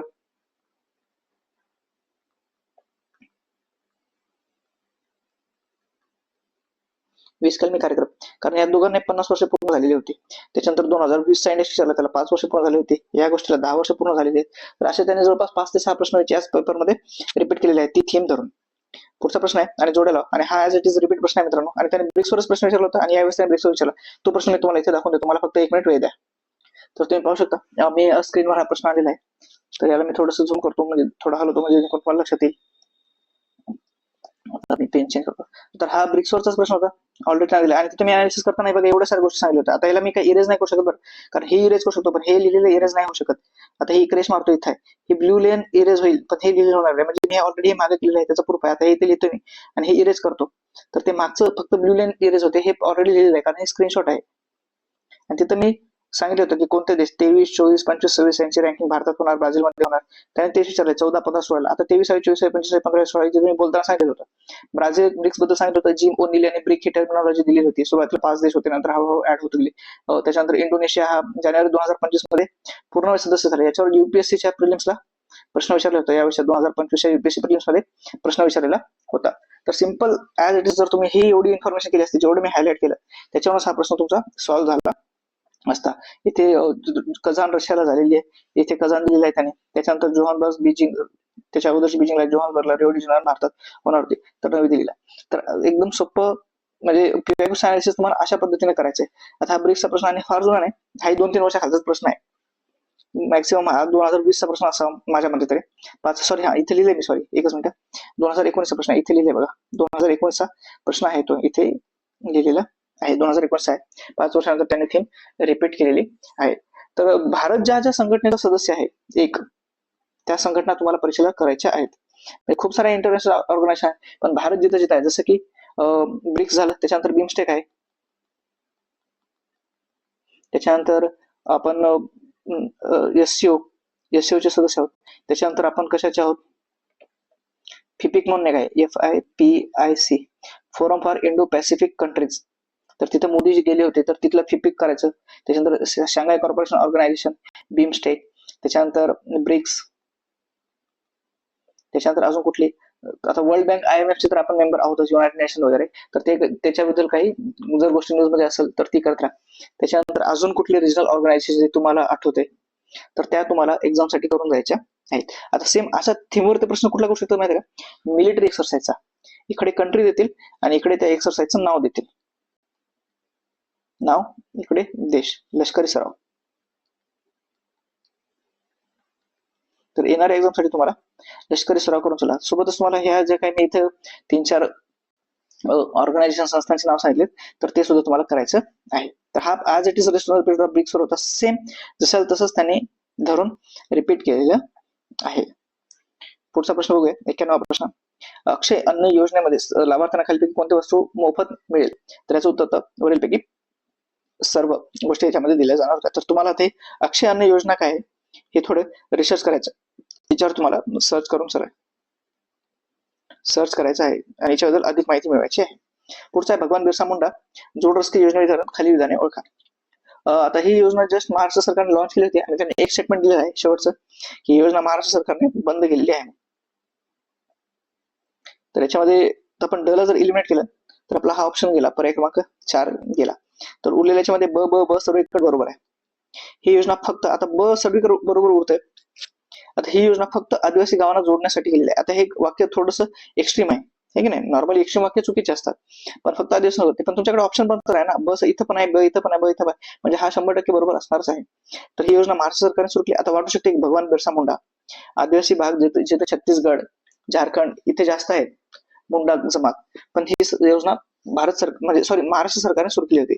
आणि या योजनेद्वारे आदिवासी भागांना प्राथमिक आरोग्य केंद्रे आणि आश्रमशाळेशी मुक्त रस्त्याने जोडण्या हा त्याचा उद्देश होता. तर अ ब क हे त्याचं उत्तर होतं. तर हा एकदम सिंपल प्रश्न होता, लॉजिक लावून तुम्ही सोडू शकला असता. म्हणजे तुम्हाला महाराष्ट्र सरकारच्या पण काही महत्वाच्या फ्लॅगशिप स्कीम आणि जस्ट लॉन्च झालेल्या म्हणजे 2025 बजेट मध्ये 2024 बजेट मध्ये करायच्या आहे. आता जो 2026 साठी एक्झाम होईल त्याच्यासाठी तुम्हाला जो महाराष्ट्र सरकारचा उन्हाळी अधिवेशनामध्ये जो काही महाराष्ट्र राज्याचा बजेट येईल त्याच्यामध्ये काही नवीन तरतुदी येतात का, तर ते तुम्हाला बघायचं आहे. बजेट जो आता पुढचा येणार आहे 2026-27 चा जो बजेट असेल तो तुम्हाला बघायचा आहे. पुढचा प्रश्न आहे मालदीव्स मध्ये एप्रिल 2024 मध्ये झालेल्या सार्वत्रिक निवडणुकांमध्ये कोणत्या राजकीय पक्षाचा विजय झाला?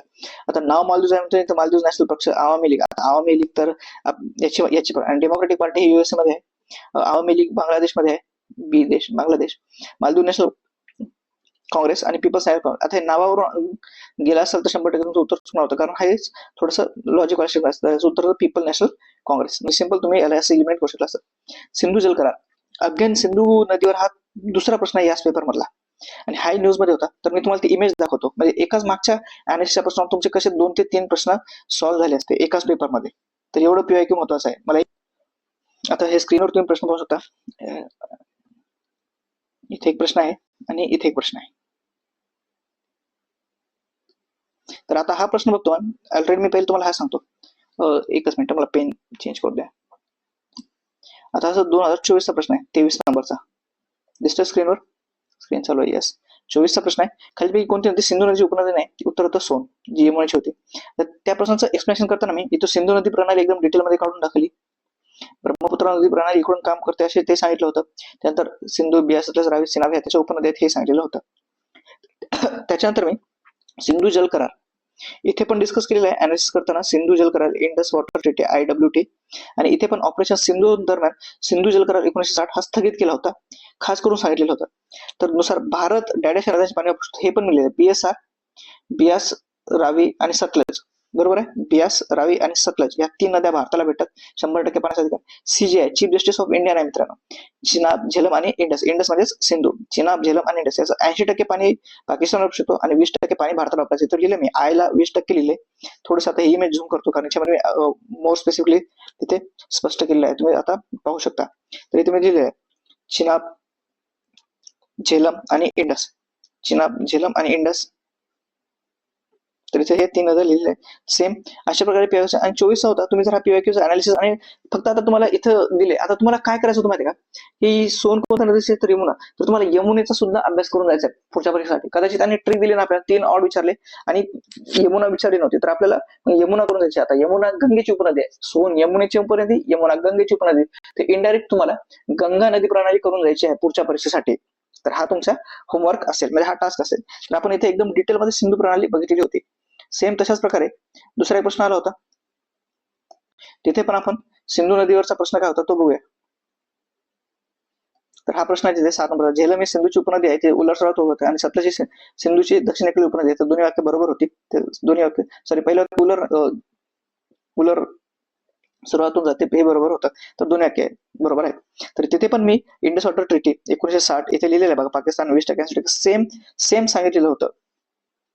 तर ऍक्च्युअली तुम्हाला पिअर अनालिसिस याच्यासाठी करायचं मित्रांनो, एका परीक्षेमध्ये जर तुमचे 2-2, 3-3 प्रश्न येत असतील, तुम्ही जर ते सॉल्व्ह करू शकत नसाल अभ्यास करून सुद्धा, तर मग कुठे ना कुठे तुमचा स्कोर येणार नाही. तुमची ही चूक तुम्हाला खूप मागात पडू शकते. आता आपण ह्या इमेजेस इथून रिमूव्ह करूया.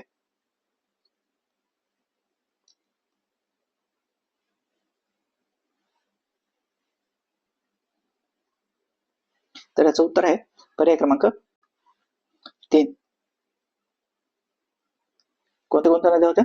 BRS आणि CJI. BRS हे इंडियासाठी आहे, BS रावी सतलज, आणि CJI ह्या पाकिस्तानसाठी आहे बरोबर. तर हे असं होतं. तुम्ही सिंपल सांगितलं 2-3 प्रश्न येत असेल तर मग किती रिपीट आहे बघा ना थीम.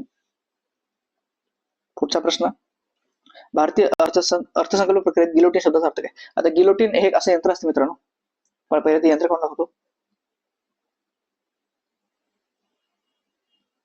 आणि इथे वरून एक दोरी बांधली असते आणि त्या दोरला एक असा तीक्ष्ण असा बेड असतो, इथे खूप धार असते आणि इथे एक माणूस झोपतात आणि त्याची मुंडकीवरती वरून असं सोडतात आणि इथे मुंडकी खाली तुटून जाते, म्हणजे त्या शिक्षा देतात. गिलोटिन म्हणजे काय होणार, एका झटक्यामध्ये तोडून टाकणं, म्हणजे जे काही निपाट लावायचं एका झटपट लावून टाकायचं आहे. म्हणजे काय, अर्थसंकल्पनातील अनुदानाच्या उर्वरित मागण्या चर्चेशिवाय मतदानासाठी ठेवणे, म्हणजे त्याच्यावर चर्चा वगैरे काय करायचं नाही, त्यांच्यावर सरळ सरळ मतदान घेऊन टाकायचं सभागृहात आणि त्यांना पास करून टाकायचं, त्यांना गिलोटिन म्हणतात. असं काय करतात, कारण चर्चेसाठी पुरेसा वेळ नसतो, ऑलरेडी त्याच्यावर खूप सारी चर्चा झालेली असते, तर म्हणजे तशा साऱ्या गोष्टी वेळ वाचवण्यासाठी संसदेचा, तर ते गिलोटिनला मतदान टाकून टाकतात आणि एका झटक्यामध्ये सर्व बिल पास करून टाकतात. तर हे गिलोटिन एक असं यंत्र असतं, तर शिक्षा देण्यासाठी वापरलं जायचं. आपण म्हणतो ना 16व्या लुईला त्यांनी गिलोटिनवर चढवलं होतं, फ्रेंच राज्यक्रांती जेव्हा असाल तुम्ही 16 लुईला जेव्हा पकडलं होतं, तर त्याला त्यांनी गिलोटिनवर चढवलेलं होतं. तर गिलोटिन या शब्दाचा अर्थ हा आहे. पुढचा प्रश्न आहे, मारुती चित्तमपल्ली यांचं निधन झालेलं होतं आणि हे महाराष्ट्रातील खूप फेमस व्यक्ती आहेत, त्यांना आपण अरण्य ऋषी म्हणतो. काय म्हणतो, माफ करा, अरण्य ऋषी म्हणतो. त्यांच्यावर प्रश्न येणं साहजिक होता, करंट अफेअर्स मध्ये न्यूज होती. तर काय काय त्यांची होती, तर अबक ही होती, फुलवंती नव्हती तर त्यांचं नीलवंती काहीतरी ग्रह आहे, जंगलाचा पाऊस नाही तर जंगलातील पाऊस असं काहीतरी, का कुठला तरी पाऊस असं त्यांचा होता. तर त्याने फक्त जवळजवळचे शब्द चेंज केले, त्याच्यामुळे हे दोन चुकीचे आहेत. तरी अबक हे उत्तर दिलेलं आहे. वरील पैकी सर्व करायची आपल्याला सवय लागलेली आहे, रेडी खरं सांगतो, लय घाण सवय लागली आपल्याला. कुठे वरील पैकी सवय दिसले का आपण सरळ सरळ वरशील करतो आणि तो मग निगेटिव्ह पेनल्टी देऊन जातो आपल्याला, मार्क जातो आपला. तर कुठली महत्वाची व्यक्ती जसं निधन होतं किंवा ती खूप सारी न्यूज मध्ये असते, पुरस्कार भेटतो, तर त्यांच्याविषयी माहिती मिळत चला. पुढचा प्रश्न, भारताचे राष्ट्रपती द्रौपदी मुर्मू यांनी 24 जानेवारी 2024 रोजी कोणत्या ठिकाणी कैलाश भवन या कौशल्य विकास आणि उद्योजकता मंत्रालयाच्या नवीन इमारतीचे उद्घाटन केले? तर उत्तर सरळ आहे नवी दिल्ली, कारण मंत्रालय कुठे आहे, केंद्रीय मंत्रालय नवी दिल्ली येथेच आहे. पुढचा आहे, खालीलपैकी योग्य विधान होता. 2025 च्या केंद्रीय अर्थसंकल्पातील प्रमुख आकर्षण, मी म्हणलं ना कुठलेही बिल महत्वाचं, national importance bill, act, law तुम्हाला परीक्षेसाठी करायचं आहे. ऍक्च्युली याचं उत्तर त्यांनी पहिल्या आन्सरनुसार अ दिलं होतं आणि दुसऱ्या आन्सरनुसार वरीलपैकी सर्व केलेलं आहे. त्याचा पर्याय क्रमांक 4 आहे. तर आपण हे इथून काढूया आणि याचं उत्तर आहे पर्याय क्रमांक 4. तर हे केलेलं आहे. तर याच्यामध्ये काय आहे, 25-26च्या केंद्रीय अर्थसंकल्पातील प्रमुख आकर्षण म्हणजे अणु ऊर्जा अभियानाची सुरुवात. येथे लघु मॉड्युलर म्हणजे स्मॉल मॉड्युलर रिॲक्टर संशोधन आणि विकास केंद्रित करणे आहे. अगदी बरोबर आहे मित्रांनो. अणु ऊर्जा अभियानाच्या अंमलबजावणीला चालना देण्यासाठी अणु ऊर्जा कायदा आणि आण्विक नुकसानीसाठी नागरिकत्व कायदा, ज्याला आपण सिव्हिल लायबिलिटीज ऍक्ट असं म्हणतो, हे दोन्ही संस्थेत मांडले जातील. तर हे बरोबर होतं. त्याच्यानंतर या सुधारणामुळे अणु ऊर्जा प्रकल्पात परकीय क्षेत्रातील गुंतवणुकीला प्रोत्साहन मिळेल अशी अपेक्षा आहे. तर एक्झॅक्टली मित्रांनो, आपल्या याच्यात अणुऊर्जामध्ये अजून तरी परकीय गुंतवणूक नाही, पण हा कायदा इलेक्शन नंतर परकीय गुंतवणूक होईल. का नाही, कारण जर कुठलं डिझास्टर झालं तर त्याची जबाबदारी कोण घेणार. इथे मी काढलेलं आहे अणु नुकसान नागरी दायित्व कायदा 2010 आहे आणि त्याच्यामध्ये जबाबदारी ही त्या बाहेरील जी कंपनी वगैरे असेल तर त्यांच्यावर टाकली होती आणि ते लोक भीत होते जर कुठलं दुर्घटना झाली तर याला जबाबदारी कोण, म्हणून ते भारतात इन्व्हेस्ट करत होते. पण आता हे जे नवीन बिल येणार आहे याच्यामध्ये स्मॉल मॉड्युलर रिएक्टर आपण इंट्रोड्यूस करणार आहोत. सोबतच हा जो कायदा आहे याच्यामध्ये सुद्धा दुरुस्ती होणार आहे. Civil liability nuclear disaster damages act हा जो कायदा होता याच्यामध्ये पण दुरुस्ती होणार आहे आणि त्याच्यामुळे जो परकीय क्षेत्र आहे त्याला पण प्रोत्साहन मिळेल आणि जे प्रायव्हेट क्षेत्र आहे खाजगी क्षेत्र त्याला पण सुद्धा एक प्रोत्साहन मिळेल. पुढचा प्रश्न 99 खालीलपैकी योग्य विधाने ओळखा. ऑगस्ट 2024 मध्ये झाले. INS विक्रांत अधिकृतपणे भारताच्या नौदलाच्या पश्चिम कमांडमध्ये दाखल झालेले आहे. अगदी बरोबर आहे मित्रांनो. आणि INS विक्रांत एक ही भारतीय नौदलाची सेवेत असलेली एक विमान नौका आहे. तमिळनाडूमध्ये बनलेला आहे. तमिळनाडूमध्ये कुठल्या कारखाना ही कोची शिप बिल्डिंग लिमिटेड मध्ये तयार झालेली आहे. त्याच्यामुळे ब चुकीच आहे, बरोबर. आता तुम्ही जर कुठले नाव असले असेल तर तुम्हाला एक नाव प्रामुख्याने सांगू ते मार्मा गोवा लिमिटेड. त्याच्यानंतर माझगाव डॉक जो मुंबईला आहे, माझगाव डॉक जो की बॉम्बेला आहे. त्याच्यानंतर कोलकात्याला पण शिप बिल्डिंगचा कारखाना आहे. तर तुम्हाला हे काही महत्वाचे स्पेसेस आहेत ते लक्षात ठेवायचे. कोचीला आहे, मार्मागोवा गोव्याला आहे, माझगाव डॉक मुंबईला आहे आणि कोलकात्यामध्ये पण एक शिप बिल्डर्स ची फॅक्टरी आहे. तर तिथे असे ठिकाणी तर ते तुम्हाला लक्षात ठेवायचे. आता याने खास एकदम पश्चिम कमांड वगैरे विचारलेला होता, तर ते एकदम बरोबर होतं. पण हे एकदम न्यूज मध्ये होती. फक्त त्याने थोडं हे स्टेटमेंट वाढवलेलं आहे की ते कुठं वगैरे वाढलेलं आहे. तर ते तुम्हाला बघायचं होतं. पुढचा आणि शेवटचा प्रश्न 100वा. भारताचे मुख्य न्यायाधीश भूषण गवई याच्याबद्दल काय खरे नाही म्हणले. आता जे मुख्य न्यायाधीश होते महाराष्ट्राचे होते त्यांच्यावर प्रश्न बनणं खूप साहजिक होता. त्यांचा जन्म 24 नोव्हेंबर 1960 रोजी झाला. एकदम फॅक्च्युअल स्टेटमेंट. त्यांनी संविधानिक कायदा व प्रशासकीय कायदा यामध्ये प्रॅक्टिस केली आहे, हेही बरोबर. जानेवारी 2005 मध्ये त्यांनी नागपूर खंडपीठात सरकारी अधिवक्ता आणि सरकारी वकील म्हणून काम केले. त्यांचं जे काही काम झालेलं आहे मित्रांनो ते मुंबई हायकोर्टामध्ये झालेलं आहे. ते मुंबई हायकोर्टातच लागले आणि तिथून डायरेक्ट सुप्रीम कोर्टमध्येच गेलेले आहेत. नागपूर बार असोसिएशनचे ते मेंबर होते. तिथल्या कुठल्याही खंडपीठात त्यांनी कार्य केलेलं नाही. नागपूर बार असोसिएशनचे मेंबर होते. ते थोडं इथे कन्फ्युज करण्यासारखं होतं. आणि पुढचं आहे त्यांना मे 2019 मध्ये भारताच्या सर्वोच्च न्यायालयाचे न्यायाधीश म्हणून भरती होती. सर्वोच्च न्यायालयाचे न्यायाधीश म्हणले, सर्वोच्च न्यायालयाचे सरन्यायाधीश नाही म्हणजे वाचताना तुम्हाला एकदम काळजीपूर्वक वाचायचं आहे. तर याच पर्याय क्रमांक 3 हे उत्तर होतं. तर अशा प्रकारे आपण 100 प्रश्नांचं अनालिसिस नाही कशा प्रकारे रिपीट होतात. जवळपास 28 ते 30 प्रश्न तुम्हाला रिपीट भेटले. जर तुम्ही असं थंबनेल बघितला असाल या युट्यूब चॅनलचा तर तोच आहे की रिपीटिव्हिटी सांगतो. जवळपास आपल्याला याच सेशन मध्ये जवळपास 10 ते 12 प्रश्न रिपीट भेटलेत आणि याच्या अगोदर सुद्धा 15-20 प्रश्न रिपीट भेटले. तर असे जवळपास 28 ते 30 प्रश्न रिपीट झालेले आहेत राज्यसभेला. तर तुम्ही बघू शकता 28 ते 30 प्रश्न म्हणजे जवळपास 60 मार्क होतात मित्रांनो. जर तुम्हाला ही सिरीज आवडली असेल तर तुम्ही कमेंटमध्ये तसं सांगा मला. कमेंट करा, याला लाईक करा, शेअर करा आणि सबस्क्राईब करून ठेवा, जेणेकरून मी जसेही नवीन व्हिडिओ अपलोड करेल तुम्हाला जे काही इन्फॉर्मेटिव्ह असतील. कारण तो तुमचा खूप वेळ वाचवणार आहे मित्रांनो. तुम्हाला जर स्वतःला अनालिसिस करतो म्हणलं तर खूप वेळ जाणार. मी ऑलरेडी हे अनालिसिस करून बसले म्हणून मी तुमच्या पुढे एवढं बोलू शकतो. विथ प्रूफ बोलतो मी म्हणजे. आणि मी असे नाही की कुठले प्रश्न आणून दाखवतो, मी आयोगाचेच प्रश्न आणून दाखवतोय, आयोगाचे आन्सर किंवा उत्तर वगैरे पण तुम्हाला देतोय. जर तुम्हाला हा व्हिडिओ खरंच आवडला असेल तर लाईक करा, शेअर करा, सबस्क्राईब करा. आणि एक महत्वाची अपडेट आहे मित्रांनो, या चॅनलचं जुनं नाव होतं फ्युचर ब्युरोक्रॅट्स.